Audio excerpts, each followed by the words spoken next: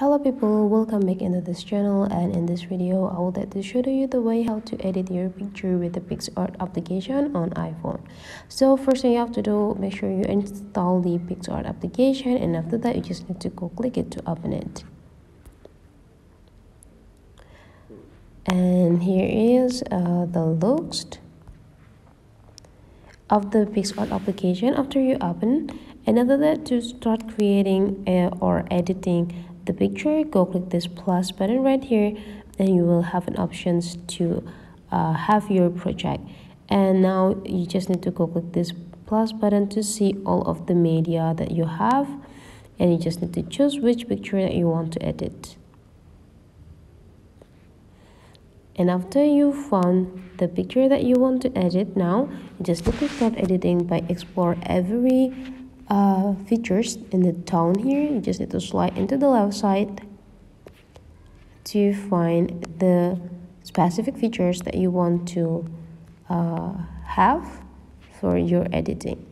If you want to have a basic editing, you just need to go visit the tools here. You can do like crop, free crop, shape crop, and many more, as well as the adjusting or color grade for your picture. Let's do the color grade. Just need to go click the adjust, and there will be like specific sections that you can adjust over the pictures. Start from the brightness. If you want to increase the brightness, go drag these dots into the right side.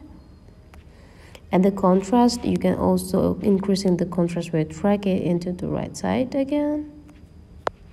And the clarity, you can also do whatever you want. And after you're done doing anything, you just need to go click this apply to apply the editing into your picture. And whenever you're satisfied with the result, you can just simply click this button to save it into your gallery. And let's just check it into our photo library.